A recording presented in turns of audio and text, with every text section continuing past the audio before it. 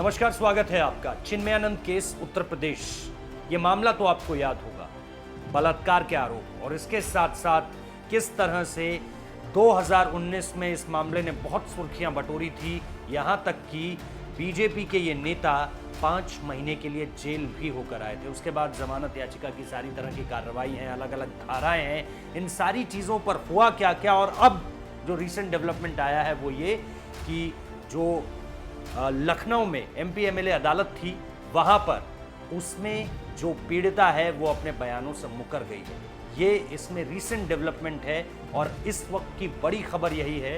इस खबर को थोड़ा सा तफसील से आपको समझाऊंगा क्योंकि कानूनी धाराएं बहुत सारी हैं, कोर्ट का पूरा मामला है और बहुत हाईलाइटेड मामला है पिछले साल का।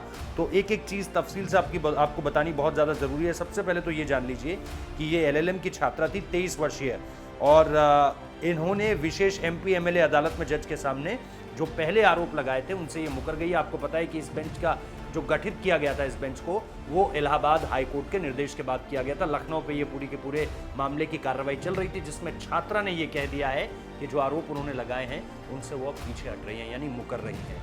अब दरअसल इसके पीछे वजह क्या थी, क्या पीड़ित छात्रा की तरफ से, उनके पिता की तरफ से, क्योंकि उनके पिता भी बहुत प्रोएक्टिव रोल में इसमें सामने आए थे।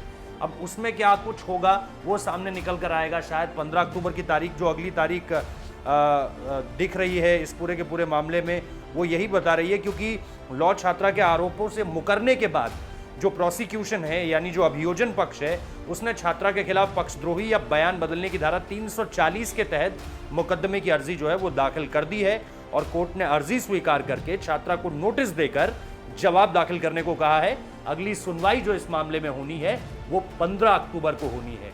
ऐसे में उस दौरान क्या कुछ निकल कर आएगा, इस दौरान, क्योंकि ये बड़ा हाईलाइटेड केस था 2019 का, जैसा मैं आपको बता रहा हूं, और ये पूरा का पूरा मामला जो शुरू होता है ये 5 सितंबर से शुरू होता है। और उसके बाद आप देखिए कि जो बड़ा डेवलपमेंट होता है वो ये कि 5 महीने की जेल और फिर उसके बाद जमानत जो प्रक्रिया शुरू होती है उसकी एक अलग कहानी है पूरी की पूरी। क्योंकि जो धाराएं उस वक्त पे लगी थी वो बहुत गंभीर थी और वो मैं और छात्रा ने दिल्ली की लोधी कॉलोनी पुलिस स्टेशन में भी 5 सितंबर 2019 को सबसे पहले इस मामले को लेकर गई थी। और इसमें जो चिन्मयानंद के खिलाफ धाराएं लगी थी 2020 में, जब इलाहाबाद कोर्ट से जो उन्हें जमानत मिली, वो चिन्मयानंद के खिलाफ किन धाराओं के तहत उन्हें मिली?